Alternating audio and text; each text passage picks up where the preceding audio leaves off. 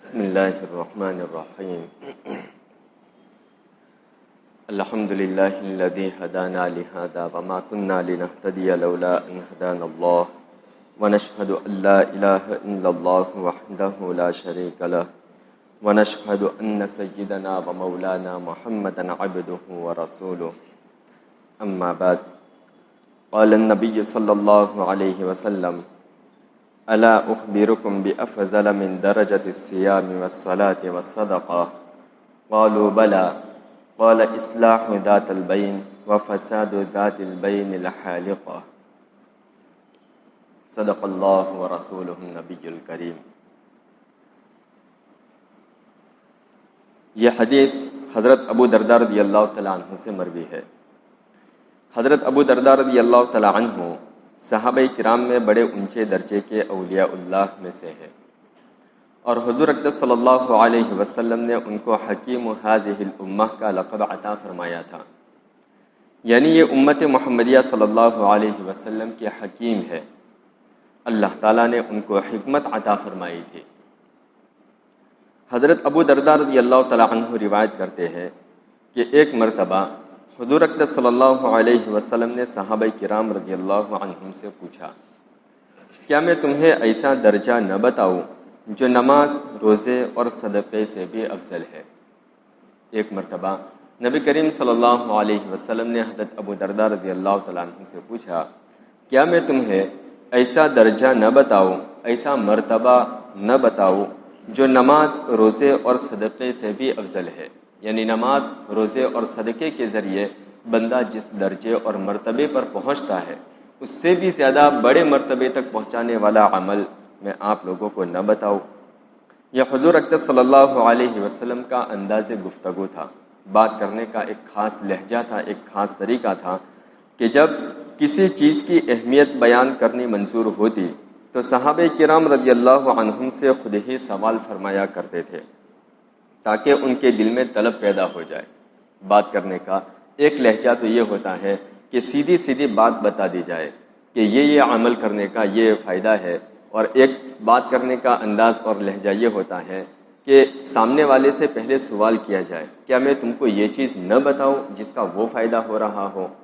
تو اس کی وجہ سے سامنے والے کے دل میں ایک طلب پیدا ہو جاتی ہے، پھر سامنے والا بڑے دھیان کے ساتھ بات کو سنتا ہے کہ ایسی کیا خاص بات ہے۔ تو اللہ کے نبی صلی اللہ علیہ وسلم نے سوال کا انداز اختیار فرمایا تاکہ ان کے دل میں طلب پیدا ہو جائے۔ اگر دل میں طلب ہو تو اس وقت جو بات کہی جائے اس کا اثر بھی ہوتا ہے، اور اگر دل میں طلب نہ ہو تو کیسی بھی اچھی سے اچھی بات کہہ دی جائے، کیسا ہی اچھے سے اچھا نسخہ بتا دیا جائے، بہتر سے بہتر تعلیم دے دی جائے، ان چیزوں سے فائدہ بہت کم ہوتا ہے۔ چنانچہ معلوم ہوا کہ طلب یہ بہت بڑی چیز ہے، طلب اور شوق پیدا ہونا یہ بہت بڑی چیز ہے۔ اس لیے اللہ والوں نے فرمایا کہ انسان کے کامیابی کا راز اس میں ہے کہ انسان اپنے اندر دین کی طلب اور دین کی باتوں پر عمل کرنے کی طلب پیدا کر لے۔ جب یہ طلب پیدا ہو جاتی ہے تو پھر اللہ تعالیٰ خود نواز دیتے ہیں۔ جب بندے میں طلب اور شوق پیدا ہو جاتا ہے تو پھر اللہ رب العزت براہ راست اس کی تربیت فرماتے ہیں اور اس کو براہ راست نوازنا شروع فرماتے ہیں۔ اللہ تعالیٰ کی سنت یہی ہے۔ اسی کو مولانا رومی رحمۃ اللہ علیہ فرماتے ہیں، آب کم جو تشنگی آور بدست تا بجوشد آب از بالا و پست، یعنی پانی کم تلاش کرو، پیاس زیادہ پیدا کرو۔ جب پیاس پیدا ہو جاتی ہے تو اللہ تعالیٰ کی سنت یہ ہے کہ پھر اوپر اور نیچے ہر طرف سے پانی جوش مارتا ہے۔ یہ طلب بڑی چیز ہے، اللہ تعالیٰ اپنے فضل سے ہم سب کے دلوں میں پیدا فرما دے۔ یہ طلب ہی وہ چیز ہے کہ جب ایک مرتبہ انسان کے اندر پیدا ہو جائے تو پھر انسان کو چین لینے نہیں دیتی، بلکہ اس کو بے تاب رکھتی ہے۔ جب تک انسان کو مقصود حاصل نہ ہو جائے انسان کو چین نہیں آتا۔ اس کی مثال یوں سمجھیے کہ جب انسان کو بھوک لگ جائے، اور بھوک کے معنی ہے کھانے کی طلب، تو جب انسان کو بھوک لگی ہوئی ہوگی تو کیا انسان کو چین آئے گا؟ کسی دوسرے کام کو کرنے کا دل چاہے گا؟ جب کھانے کی طلب لگی ہوئی ہے تو تو آدمی کو اس وقت تک چین نہیں آئے گا جب تک کہ اس کو کھانا نہ مل جائے۔ اگر انسان کو پیاس لگی ہوئی ہے تو پیاس کے معنی ہے پانی کی طلب۔ جب تک پانی نہیں مل جائے گا اس وقت تک چین نہیں آئے گا۔ اللہ تعالیٰ ہمارے دلوں میں دین کی بھی ایسی ہی طلب پیدا فرما دے۔ جب یہ طلب پیدا ہو جاتی ہے تو انسان کو اس وقت تک چین نہیں آتا جب تک دین حاصل نہ ہو جائے، بلکہ بے چینی لگی رہتی ہے۔ کتنی اچھی مثال دے کر کے سمجھایا کہ انسان کو پیاس لگتی ہے، پیاس یعنی پانی کی طلب، تو جب تک پانی نہیں مل جائے گا اس کو چین نہیں آئے گا۔ اسی طریقے سے جب اس کو بھوک لگ جاتی ہے، بھوک یعنی کھانے کی طلب، تو جب تک کھانا نہیں مل جائے گا تب تک اس کو چین نہیں آئے گا۔ تو ٹھیک اسی طریقے سے ہمارے اندر دین اسلام کو جاننے کی طلب پیدا ہو جائے، تو جب تک پھر دین اسلام کی مکمل معلومات ہم کو نہیں ہوگی تب تک ہم کو چین نہیں آئے گا کہ کہیں مجھ سے عمل میں کوئی کوتاہی نہ رہ جائے۔ ہمیشہ فکر لگی رہے گی جس کی وجہ سے وہ دن بدن عمل کرنے میں آگے بڑھتا ہی رہے گا۔ حضرات صحابہ کرام رضی اللہ عنہم کا یہی حال تھا کہ ان میں سے ہر شخص کو یہ بے چینی لگی ہوئی تھی کہ مرنے کے بعد میرا کیا انجام ہونا ہے،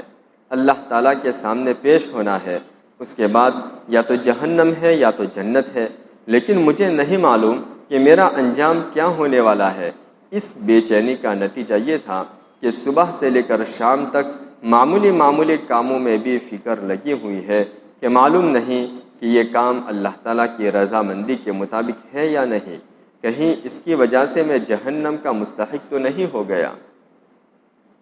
یہاں تک کہ حضرت حنظلہ رضی اللہ تعالیٰ عنہ حضور اکرم صلی اللہ علیہ وسلم کی خدمت میں آئے اور آ کر عرض کیا، یا رسول اللہ نافق حنظلہ، اے اللہ کے رسول حنظلہ منافق ہو گیا، اپنے بارے میں کہہ رہے ہیں کہ میں تو منافق ہو گیا۔ حضور اکرم صلی اللہ علیہ وسلم نے ان سے پوچھا کہ کیسے منافق ہو گئے؟ حضرت حنظلہ سچے پکے مومن اور سچے پکے صحابی رسول صلی اللہ علیہ وسلم، لیکن اپنے دل کی کیفیت ذرا سی بدلنے کی بنیاد پر اللہ کے نبی صلی اللہ علیہ وسلم کی خدمت میں حاضر ہو کر کے کہہ رہے ہیں، نافق حنظلہ یا رسول اللہ، اے اللہ کے رسول صلی اللہ علیہ وسلم میں تو منافق ہو چکا ہوں۔ اللہ کے رسول صلی اللہ علیہ وسلم نے پوچھا کہ کیسے منافق ہو گئے؟ انہوں نے فرمایا کہ جب میں آپ کی مجلس میں بیٹھتا ہوں، جب میں آپ کے دربار میں ہوتا ہوں تو اس وقت تو آخرت کی فکر لگی ہوتی ہے اور ایسا معلوم ہوتا ہے کہ جنت اور جہنم کو اپنے آنکھوں سے اپنے سامنے دیکھ رہا ہو، اور اس کی وجہ سے دل میں رقت اور نرمی پیدا ہوتی ہے اور اللہ تعالیٰ کی اطاعت کا جذبہ پیدا ہوتا ہے۔ لیکن جب آپ کی مجلس سے اٹھ کر بیوی بچوں کے پاس گھر جاتا ہوں تو اس وقت دل کی یہ کیفیت باقی نہیں رہتی۔ ایسا معلوم ہوتا ہے کہ میں تو منافق ہو گیا، اس لیے کہ آپ کے پاس ایک حالت ہوتی ہے اور گھر جا کر دوسری حالت ہو جاتی ہے۔ سرکار دو عالم صلی اللہ علیہ وسلم نے ان کو اطمینان دلایا اور فرمایا کہ اے حنظلہ، یہ وقت وقت کی بات ہوتی ہے، کسی وقت انسان پر ایک حال کا غلبہ ہو جاتا ہے اور دوسرے وقت دوسری حالت کا غلبہ ہو جاتا ہے، اس لیے پریشان نہ ہو، بلکہ جو کام اللہ تعالیٰ نے بتائے ہیں ان میں لگے رہو، انشاءاللہ بیڑا پار ہو جائے گا۔ لہٰذا یہ فکر کہ میں کہیں منافق تو نہیں ہو گیا، یہ آخرت کی طلب ہے جو بے چین کر رہی ہے۔ حضرت فاروق اعظم رضی اللہ تعالیٰ عنہ اتنے بڑے جلیل القدر صحابی، خلیفہ ثانی، جن کے بارے میں حضور اکرم صلی اللہ علیہ وسلم نے یہ فرما دیا کہ اگر میرے بعد کوئی نبی ہوتا تو عمر ہوتے، جن کے بارے میں آپ صلی اللہ علیہ وسلم نے فرمایا کہ جس راستے سے عمر گزر جاتے ہیں اس راستے سے شیطان نہیں گزرتا، شیطان راستہ بدل دیتا ہے، وہ عمر جن کے بارے میں آپ صلی اللہ علیہ وسلم نے فرمایا کہ میں نے جنت کے اندر تمہارا محل دیکھا ہے، یعنی اللہ کے نبی صلی اللہ علیہ وسلم نے جب یہ بات کہہ دی کہ میں نے تمہارے لیے جنت کے اندر محل دیکھا ہے تو یہ بات یقینی ہو گئی کہ حضرت عمر رضی اللہ تعالیٰ عنہ جنتی ہے۔ حضور اکرم صلی اللہ علیہ وسلم سے تمام باتیں سننے کے باوجود آپ کا یہ حال تھا کہ آپ رضی اللہ تعالیٰ عنہ حضرت حذیفہ رضی اللہ تعالیٰ عنہ کو قسم دے کر پوچھتے ہیں کہ اے حذیفہ، خدا کے لیے یہ بتاؤ کیا حضور اقدس صلی اللہ علیہ وسلم نے منافقین کی جو فہرست تمہیں بتائی ہے ان میں کہیں میرا نام تو نہیں ہے؟ یہ فکر اور طلب لگی ہوئی ہے۔ دین کی طلب کیا چیز ہوتی ہے، اس کی دو مثالیں دی گئی صحابہ کرام رضی اللہ عنہم کے دو واقعات بیان کر کے۔ چنانچہ جب طلب لگ جاتی ہے تو پھر اللہ تعالیٰ اپنے رحمت سے عطا فرما ہی دیتے ہیں۔ اس لیے مولانا رومی رحمۃ اللہ علیہ فرماتے ہیں، آب کم جو تشنگی آور بدست تا بجوشت آب از بالا وپست۔ پانی تلاش کرنے سے زیادہ پیاس پیدا کرو، دل میں ہر وقت کھٹک اور بے چینی اور بےتابی لگی ہوئی ہو کہ مجھے صحیح بات کا علم ہو جائے، اور جب یہ طلب پیدا ہو جاتی ہے تو اللہ تعالیٰ اپنے فضل سے عطا فرما ہی دیتے ہیں۔ ان کی سنت یہ ہے کہ کسی سچے طالب کو جس کے دل میں طلب صادق ہو آج تک اللہ تعالیٰ نے رد نہیں فرمایا۔ امت میں کوئی ایسا شخص نہیں ہو سکتا کہ جس کے دل میں دین کو اپنے اندر لانے کی سچی طلب پیدا ہوئی ہو اور پھر اللہ تعالیٰ نے اس کو محروم رکھا ہو، یہ ہو ہی نہیں سکتا۔ حضور اقدس صلی اللہ علیہ وسلم کی تربیت کا یہ انداز تھا کہ آپ حضرات صحابہ رضی اللہ تعالیٰ عنہم میں پہلے طلب پیدا فرماتے تھے، اس لیے پہلے آپ نے ان سے سوال کیا کہ کیا میں تمہیں اللہ تعالیٰ کی رضامندی کا اور اجر و ثواب کا ایسا درجہ نہ بتاؤں جو نماز سے بھی افضل، روزوں سے بھی افضل اور صدقہ سے بھی افضل ہو؟ یہ سوال کر کے ان کے اندر شوق اور طلب پیدا فرما رہے ہیں۔ صحابہ کرام رضی اللہ عنہم نے عرض کیا کہ یا رسول اللہ ضرور بتائیے، اس لیے کہ صحابہ کرام رضی اللہ عنہم کو تو ہر وقت یہ دھن لگی ہوئی تھی کہ کون سی چیز ایسی ہے جو اللہ تعالیٰ کا قرب عطا کرنے والی ہے اور اللہ تعالیٰ کی رضا عطا کرنے والی ہے، اور اب تک روزے کی، نماز کی اور صدقے کی فضیلت سن چکے تھے کہ حضور اقدس صلی اللہ علیہ وسلم نے فرمایا کہ نماز دین کا ستون ہے۔ ایک اور حدیث میں آپ صلی اللہ علیہ وسلم نے فرمایا کہ اللہ تعالیٰ نے ارشاد فرمایا کہ بندہ نوافل کے ذریعے میرا قرب حاصل کرتا رہتا ہے، اور جتنے نوافل زیادہ پڑھتا ہے وہ اتنا ہی میرے قریب ہو جاتا ہے، یہاں تک کہ ایک درجہ ایسا آ جاتا ہے کہ میں اس کی آنکھ بن جاتا ہوں جس سے وہ دیکھتا ہے، میں اس کا کان بن جاتا ہوں جس سے وہ سنتا ہے، میں اس کا ہاتھ بن جاتا ہوں جس سے وہ پکڑتا ہے۔ گویا کہ نوافل بہت زیادہ پڑھنے کے نتیجے میں وہ انسان اللہ تعالیٰ کے اتنا قریب ہو جاتا ہے کہ انسان کا سراپا اللہ تعالیٰ کی رضا کا مظہر بن جاتا ہے، کہ اس انسان کا سراپا اللہ تعالیٰ کی رضا کا مظہر بن جاتا ہے، یعنی اس سے کوئی بھی چیز اللہ کی مرضی کے خلاف نہیں ہوتی، نہ اس کی آنکھوں سے، نہ اس کے کانوں سے، نہ اس کے ہاتھوں سے، نہ اس کے پاؤں سے، کہیں سے بھی کوئی بھی چیز اللہ کی رضا کے خلاف ظاہر نہیں ہوتی۔ صحابہ کرام نماز کی فضیلت سن چکے تھے، اس لیے ان کے ذہنوں میں یہ تھا کہ نماز سے زیادہ افضل کیا چیز ہوگی۔ اسی طریقے سے روزے کی یہ فضیلت بھی صحابہ کرام رضی اللہ عنہم سن چکے تھے کہ اللہ تعالیٰ نے فرمایا کہ دوسری عبادتوں کا اجر تو میں نے مقرر کر دیا ہے کہ فلاں عبادت کا ثواب 10 گنا، فلاں عبادت کا ثواب 100 گنا اور فلاں عبادت کا ثواب 700 گنا، لیکن روزے کے بارے میں اللہ تعالیٰ نے فرمایا الصوم لی وانا اجزی بہ، یہ روزہ میرے لیے ہے اور میں خود اس کے بدلے میں دیا جاؤں گا، یعنی روزے کا جو اجر و ثواب میں عطا کرنے والا ہوں وہ تمہاری گنتی میں اور تمہارے پیمانوں میں اس اجر و ثواب کا تصور آ ہی نہیں سکتا۔ یہ روزہ چونکہ میرے لیے ہے اس لیے اس کا اجر و ثواب بھی میں اپنے شان کے مطابق دوں گا، اپنے عظمت کے مطابق دوں گا۔ صحابہ کرام رضی اللہ عنہم روزے کی یہ فضیلت سن چکے تھے، اس لیے ان کے ذہنوں میں یہ تھا کہ روزہ بہت زیادہ افضل عبادت ہے۔ صحابہ کرام صدقے کی یہ فضیلت سن چکے تھے، اسی طریقے سے حدیث میں صدقے کا بھی ذکر ہوا تو صدقے کی یہ فضیلت بھی صحابہ کرام سن چکے تھے کہ اللہ کے راستے میں صدقہ کرنے سے 700 گنا اجر و ثواب ملنا تو یقینی ہے، اور یہ 700 گنا ثواب بھی ہمارے حساب سے نہیں بلکہ جنت کے حساب سے ملنا ہے۔ اس لیے صحابہ کرام رضی اللہ عنہم یہ سمجھتے تھے کہ صدقہ کرنا بہت افضل عبادت ہے۔ اس لیے حضور اقدس صلی اللہ علیہ وسلم نے صحابہ کرام سے فرمایا کہ کیا میں ایسی چیز نہ بتاؤں جو اس نماز سے بھی افضل ہے، اس روزے سے بھی افضل ہے، اس صدقہ کرنے سے بھی افضل ہے، جن کی فضیلتیں تم نے سن رکھی ہے۔ چنانچہ یہ سن کر صحابہ کرام کے دل میں شوق پیدا ہوا اور انہوں نے عرض کیا، یا رسول اللہ، وہ چیز ضرور بتائے کہ ہم وہ چیز حاصل کریں اور اس کے نتیجے میں اللہ تعالی ہمیں ان عبادات سے بھی زیادہ ثواب عطا فرما دے۔ اس کے بعد آپ صلی اللہ علیہ وسلم نے فرمایا، صلاح ذات البین، یعنی وہ چیز آپس میں صلح کرانا ہے۔ حدیث پاک میں کیا فرمایا گیا؟ اللہ کے نبی صلی اللہ علیہ وسلم نے سوال کیا کہ اے میرے صحابہ، کیا میں تم کو وہ درجہ نہ بتاؤں جو درجہ نماز سے بھی، صدقہ سے بھی اور روزے سے بھی افضل ہے؟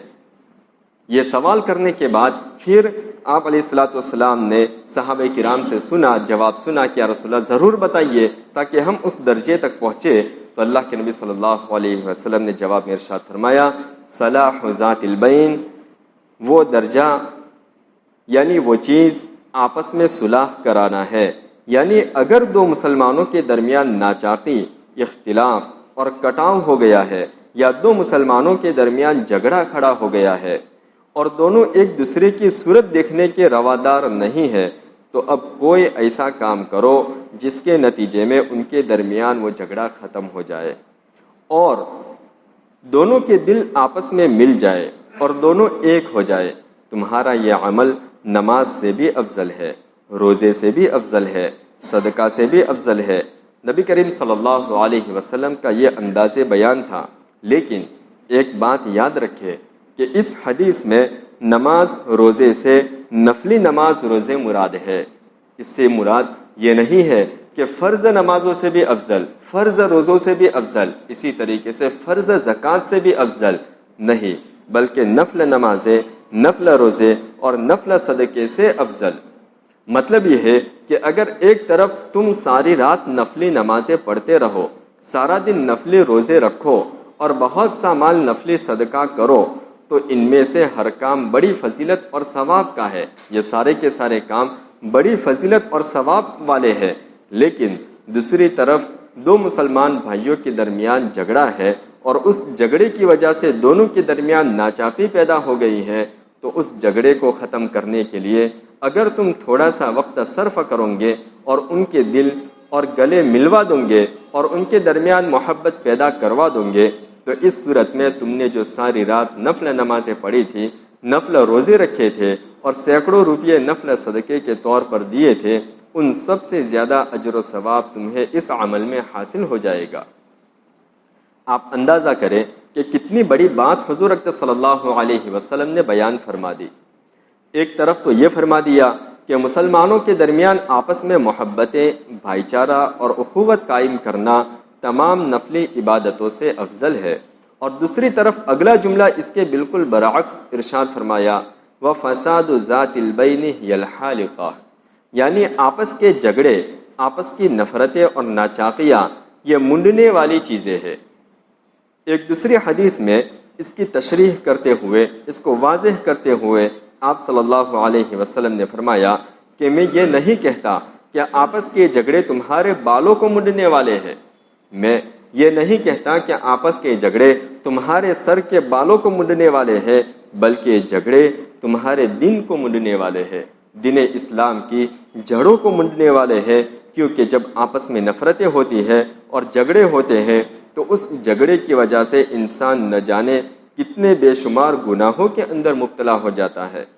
ان جھگڑوں کے نتیجے میں ایک دوسرے کی غیبت ہوتی ہے، ایک دوسرے پر بہتان لگایا جاتا ہے، ایک دوسرے کی ایذا رسانی ہوتی ہے، ایک دوسرے کو تکلیف پہنچانا ہوتا ہے، ایک دوسرے پر تہمتیں لگائی جاتی ہیں، تو یہ جھگڑے بے شمار گناہوں کا مجموعہ ہوتا ہے۔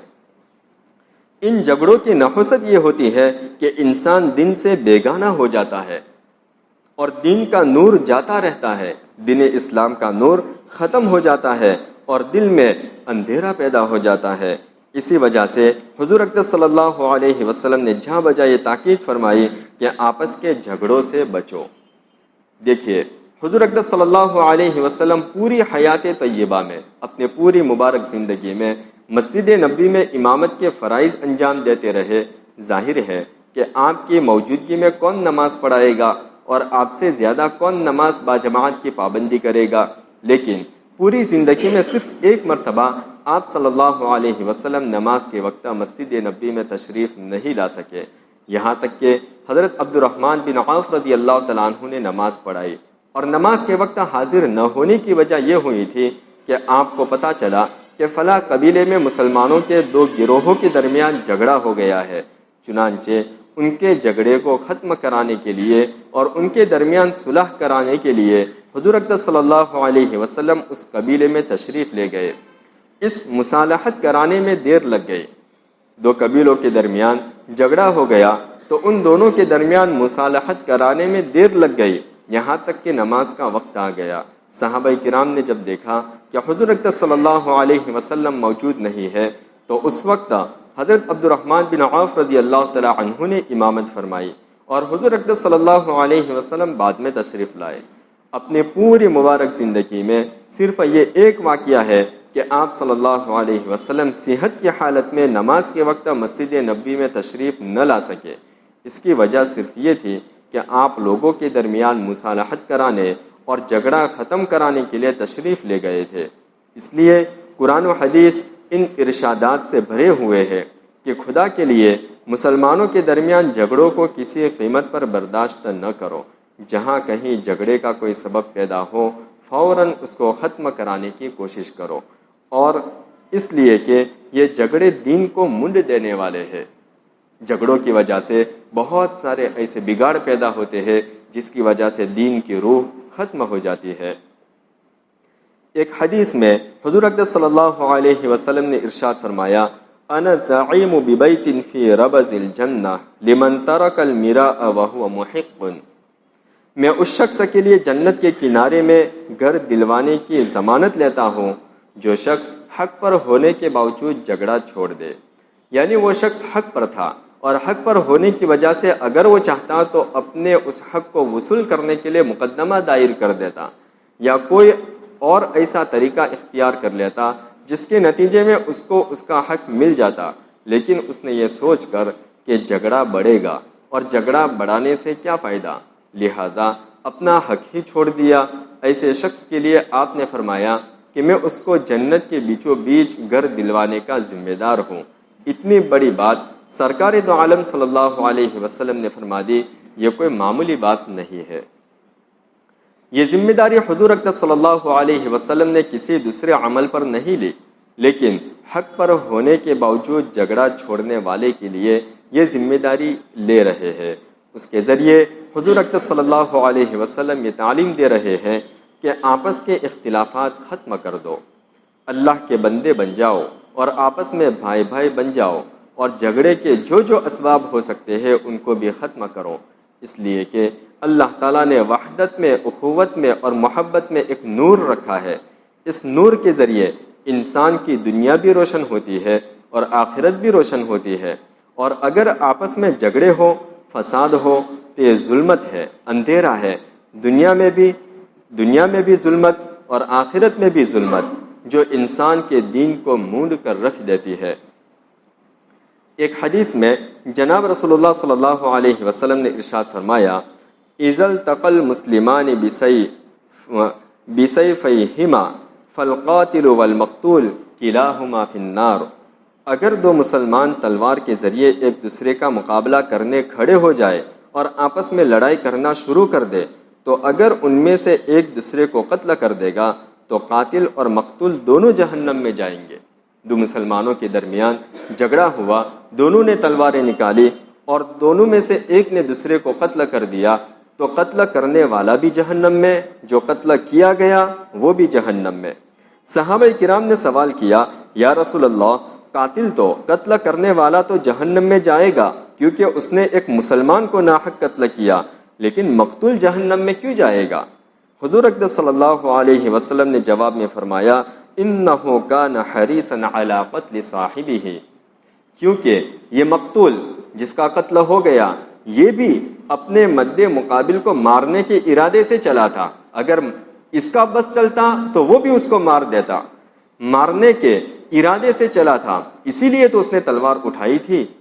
کہ اگر میرا داؤ چل گیا تو میں مار دوں گا، لیکن اتفاق سے داؤ اس کا نہیں چلا بلکہ دوسرے کا داؤ چل گیا، اس لیے یہ مقتول بن گیا اور وہ قاتل بن گیا، اس وجہ سے یہ بھی جہنم میں وہ بھی جہنم میں۔ اس لیے فرمایا کہ کسی مسلمان کے ساتھ لڑائی کا معاملہ ہرگز نہ کرو، کسی مسلمان کے ساتھ لڑائی کا معاملہ ہرگز نہ کرو۔ اللہ تعالیٰ سے دعا کرے کہ اللہ تعالیٰ 100% ہمیں اپنی زندگی اسلامی معاشرے کے مطابق گزارنے کی توفیق عطا فرمائے۔ وآخر دعوانا ان الحمد للہ رب العالمین۔